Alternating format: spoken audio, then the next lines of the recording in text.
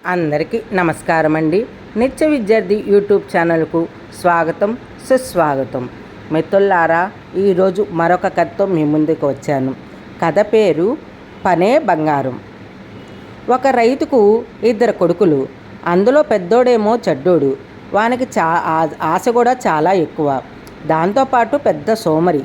ఇక్కడ పుల్ల తీసి అక్కడ పెట్టే రకం కాదు. చిన్నోడేమో అలా కాదు, చాలా మంచోడు. పెద్దవాళ్ళు చెప్పినట్టు నడుచుకునేవాళ్ళు. వాళ్ళ నాన్నకి పొలం పనుల్లో బాగా సహాయపడేవాడు.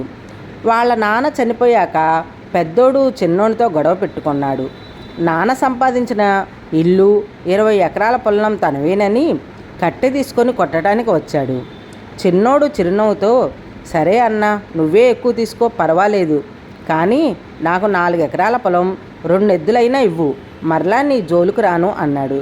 పెద్దోడు సంబరంగా సరేనని ఒప్పుకొని మిగతాదంతా తన పేరు రాయించుకున్నాడు.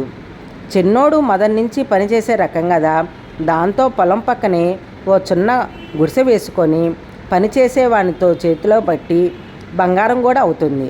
అలా చిన్నోని చేతిలో పంట విరగబడి కాసేది. అలా కొంతకాలానికి చేతి నిండా డబ్బులు గలగలలాడాయి. పొలం పక్కనే మరో 20 ఎకరాలు కొనేశాడు. మంచి ఇల్లు కట్టుకొని హాయిగా పెళ్లి చేసుకున్నాడు. ఇంకపోతే పెద్దోడేమో విందులు వినోదాలతో కాలం గడపటం మొదలుపెట్టాడు. కూర్చొని తింటే కొండలైనా కరిగిపోతాయి కదండి. అలా పొలము, ఇల్లు అన్నీ కొన్ని రోజులకే కరిగిపోయాయి. దాంతో వీధిన పడ్డాడు. అంతవరకు చుట్టూ చేరిన వారే చీకొట్టసాగాడు. దాంతో ఎవరికి మొహం చూపించలేక బావిలో దూకపోయాడు.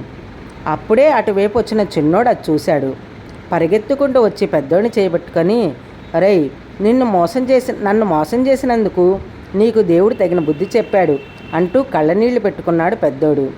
చిన్నోడు నవ్వి, అన్నా, కొట్టుకున్నా తిట్టుకున్నా ఎవరేమనుకున్నా మన అన్నదమ్ములం. నీ సంతోషమే నా సంతోషం. నువ్వు ఏమీ అనుకోపోతే నాకు భాగంగా అప్పుడిచ్చిన 4 ఎకరాలు 2 ఎద్దులు నువ్వు తిరిగి నువ్వే తీసుకో. ఒళ్ళు వంచి పనిచేసి పోయిన పరువును నిలబెట్టుకో అన్నాడు.